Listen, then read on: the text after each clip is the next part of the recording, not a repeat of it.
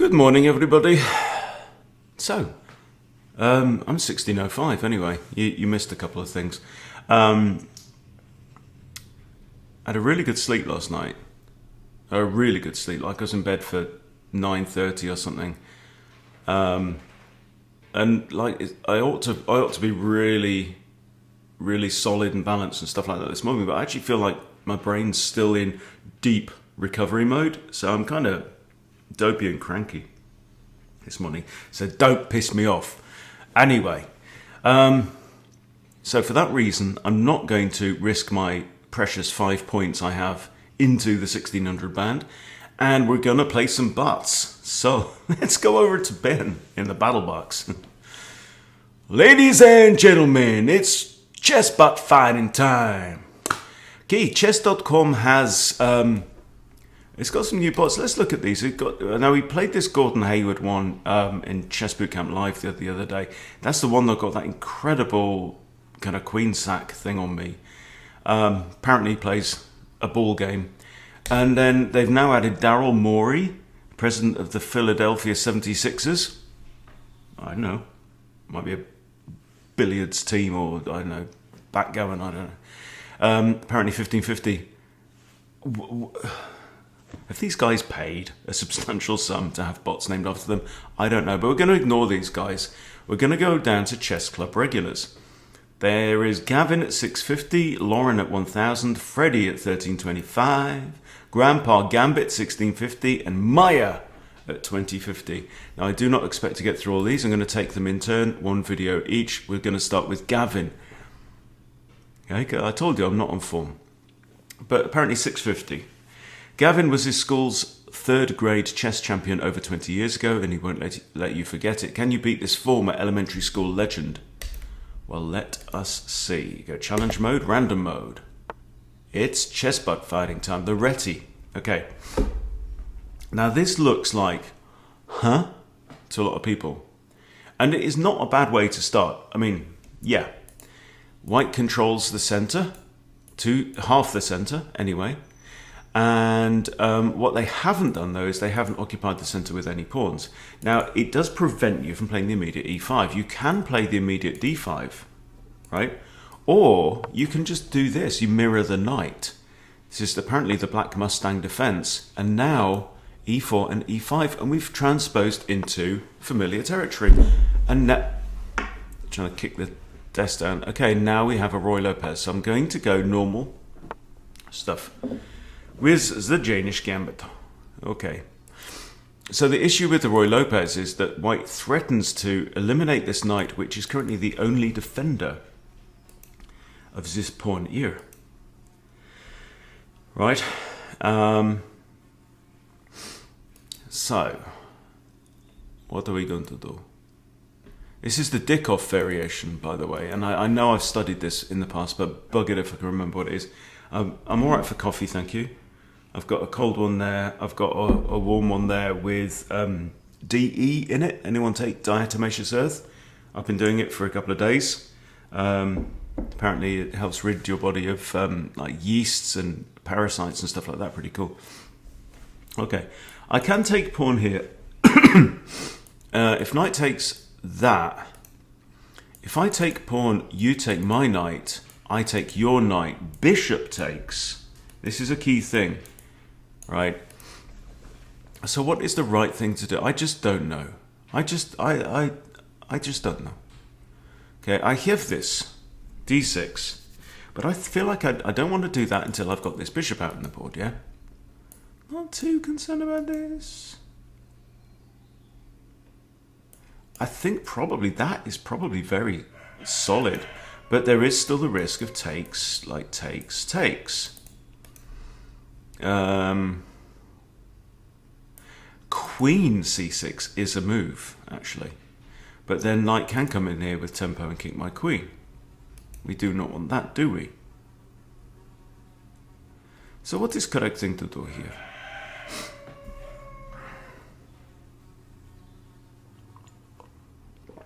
Told you I'm not functioning. But it's a good thing, you know, self-awareness is a good thing.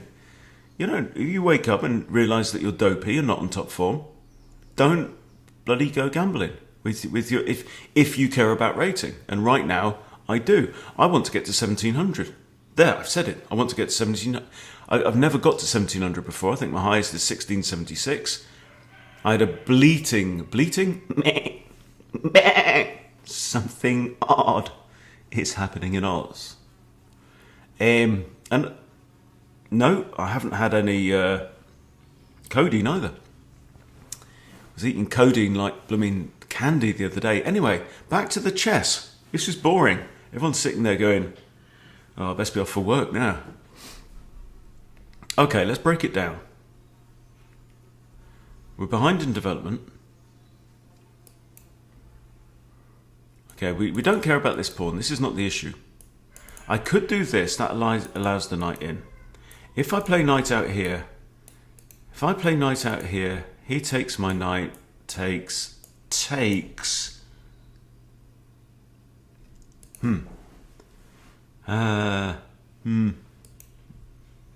can't remember. I'm just going to play that. Oh, and we have push. Okay. Okay, then this pawn is on an undefended square. So can I, for example, do this?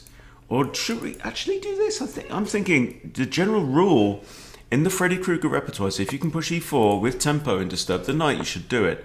Craig actually said this also. This came from a video he saw by Andras Toth in Australia. Very, very good chess instructor. Very hard-nosed chess instructor. Gotta love it. And he said, if you ever have the chance to advance a pawn in the centre and kick a piece, it's nearly always a good idea. And I remember that, Craig. Craig's now like 2270 or something in Rapid. Guy's going to be going for like FIDE Master at some point soon. Should be anyway. All right, now that is now defended by the knightiness. I should probably play d5 if I have the chance to play d5, and I think I have the chance to play d5, so I'm going to play d5. There you go.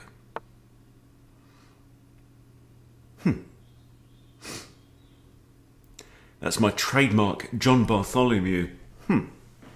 Hey everybody, this is John. You'll love a bit. He's got a lovely radio voice, John Bartholomew, hasn't he? Hey everybody, this is John. It's not. He's got that kind of gravelly bit on it. This is John.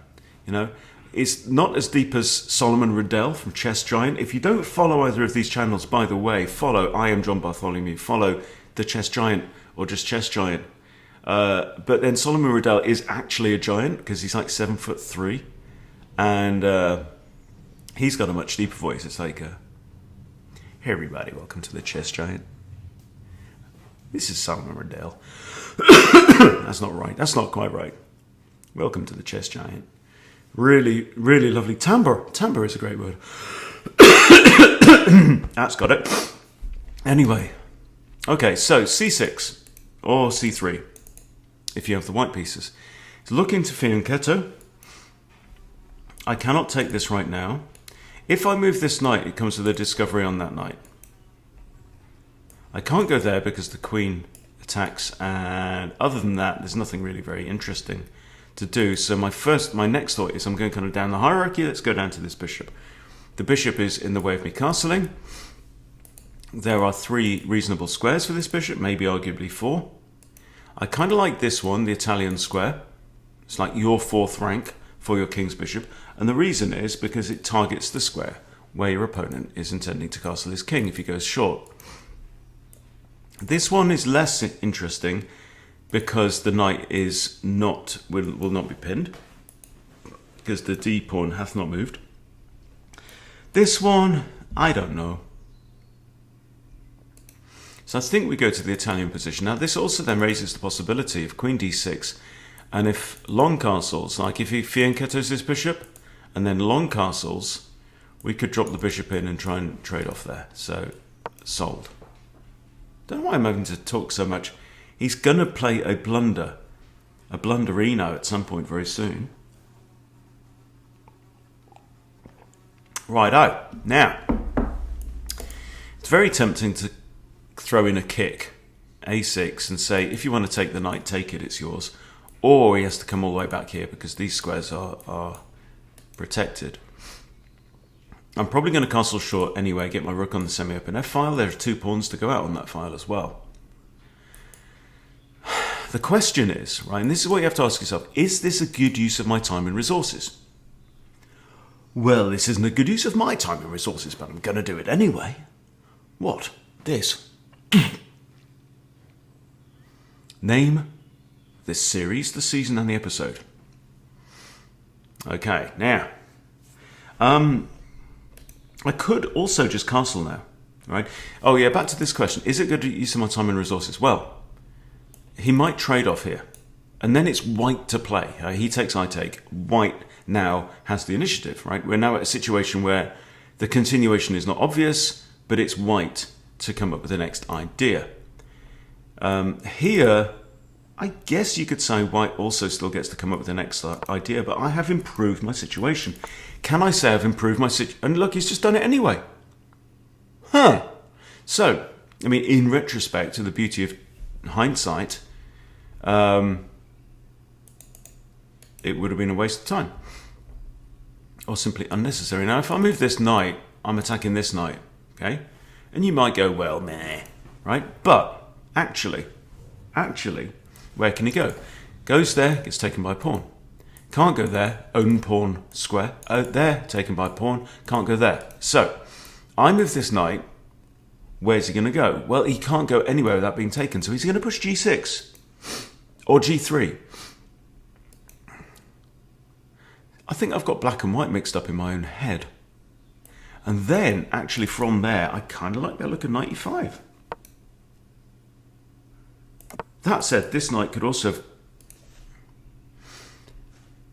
I spy with my little eye something beginning with F. Also notice this pawn is pinned here. Okay, free stuff. And all look at where his pieces are. Look how far away his pieces are from my king. Right. I can put my bishop here, but then if he pushes there, what do we do? It's good. I mean, let's just be clear. That is the issue. I also have queen d8.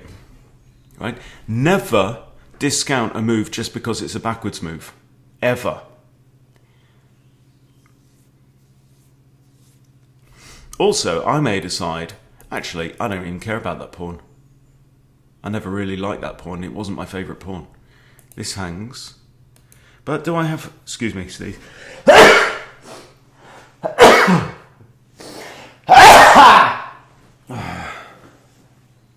That's better. All right, maybe that's dislodged something. Let's see. Okay, but I think this is the move. And if he wants to trade off, he trades off. He's down material, right? But also I'm threatening mate, so he's probably going to have to trade off. Okay, now I'm going to move this knight probably here. I'm going to try and take out this pawn with this. Okay. This knight might even come here. Aha. I have this. That defends. Then I can maybe do that. And then maybe bring rook A to E8. Okay, that was a slip. Okay, well, we've made things interesting. Okay, so let me capture here and defend the knight.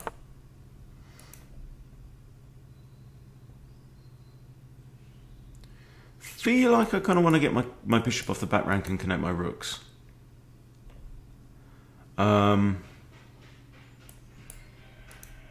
Knight, he can go here. No, he can't. Okay, it's harass the bishop a little bit. He can go there. I can kick him. Oh, tits. Game number 1 against Gavin, 650 rated. And we have ourselves an equal material situation. Okay, I'm gonna think oh, free stuff. Free stuff. We had a really interesting thing yesterday. I'd love to go there and fork the rooks. Can I do this? It's got to be worth a go, isn't it? You missed it. Right, you lose a pawn and you're going to lose an exchange. Excuse me, right then. There we go. Much better now. I feel better now. Thank you. Okay, queen here, and the idea is to capture the pawn on h3. Okay? Now, here's a good exercise. Do I have to save the knight? Well, no, I don't have to save the knight. Reason is, I can capture the pawn on h3. And when I capture the pawn on h3, I'm threatening checkmate, which is quite severe. So what can he do? If I capture there, how does he prevent mate?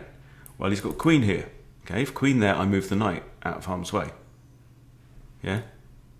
He's got bishop here, doesn't work. I take the bishop, you take the knight, fair enough. Okay, he moves the pawn. I have this now, forcing the bishop to take. And then I have pawn takes.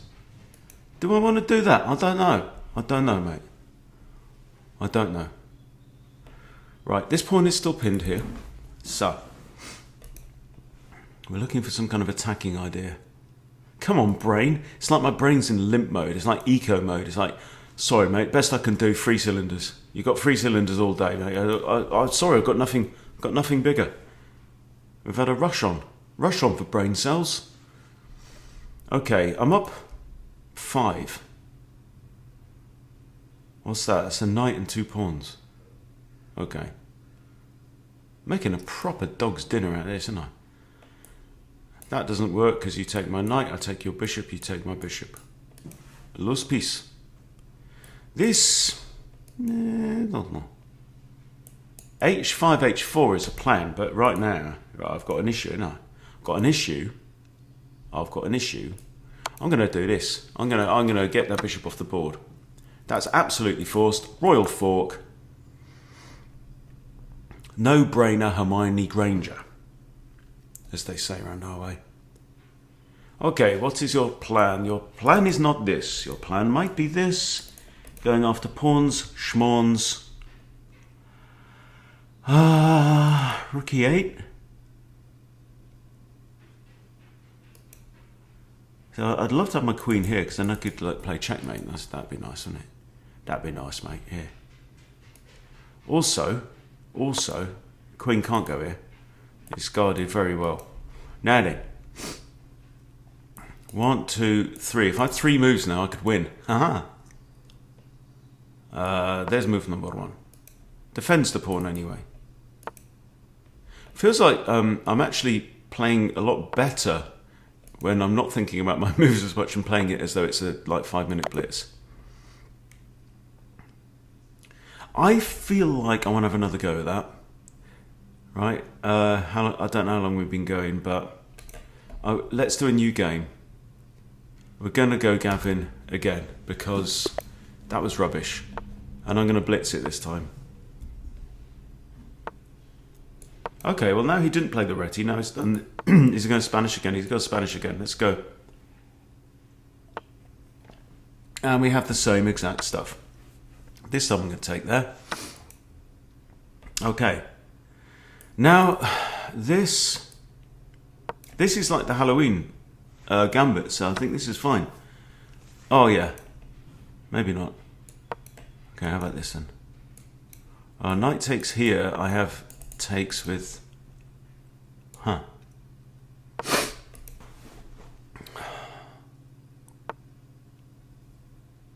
Wins knight.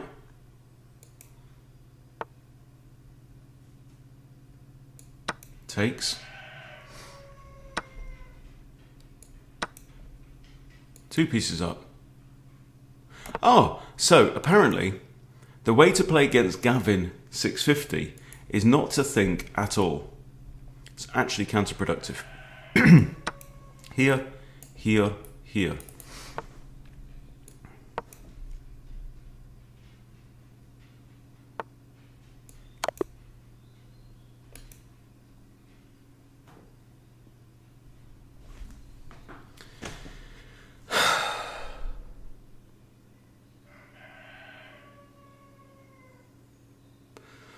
Well, thank you for watching. I'm sorry to have wasted your time. Enjoy playing Gavin, but don't overthink it. See you later, guys.